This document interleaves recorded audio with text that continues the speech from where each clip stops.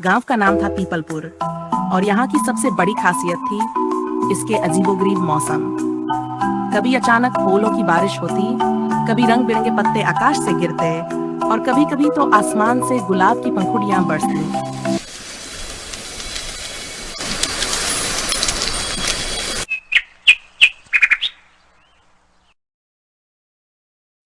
अरे राम, ये कौन शैतान लड़का है जो ऊपर से कंकड़ फेंक रहा है।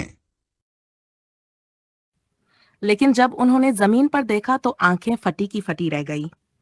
कंकड़ नहीं बल्कि अंडे गिरे थे, और वो भी सुनहरे रंग के। इधर छोटू और गुड्डी भी खेलते खेलते चीख पड़े। देखो, ये क्या हो रहा है? अंडे गिर रहे हैं। हाय भैया, ये कौन सा मौसम है? गांव के लोग इकट्ठा हो गए। किसी को कुछ समझ नहीं आ रहा था। अचानक पंडित जी ने भविष्यवाणी की। अरे मूर्खों, ये कोई साधारण अंडे नहीं है, ये तो जादुई अंडे हैं। गांव वालों ने अंडों को ध्यान से देखा। कोई फूटा नहीं था। रामलाल चाचा ने हिम्मत करके एक अंडा उठाया और धीरे से दबाया। अंडा खुलते ही अंदर से निकली एक छोटी सी परी। ओहो, आखिर किसी ने हमें बाहर निकाला। गांव वाले डरकर पीछे हट गए। अरे दादी, ये अंडों से परियां निकल रही हैं। तो फिर इनका ऑमलेट नहीं बना सकते? नहीं नहीं, हम कोई आम अंडे नहीं है। हमें महमूद जादूगर ने कैद कर दिया था, लेकिन अब जब अंडे खुले तो हम आजाद हो गए। अब गांव वालों को समझ आया कि ये सब महमूद जादूगर की कोई चाल थी। उसने गांव पर जादू करके इन परियों को अंडों में कैद कर दिया था, लेकिन अंडों की बारिश ने उसकी चाल नाकाम कर दी। तो अब क्या होगा परी रानी? अब हमें महमूद को हराना होगा, नहीं तो वो फिर किसी गांव में जादू कर देगा।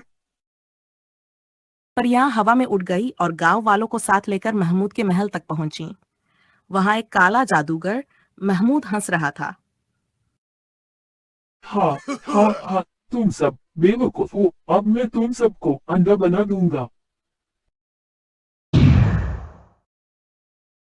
उसने जादू करने की कोशिश की, लेकिन परियों ने मिलकर उसका जादू तोड़ दिया। गांव वालों ने मिलकर महमूद की जादुई छड़ी छीन ली और वो कबूतर बनकर उड़ गया।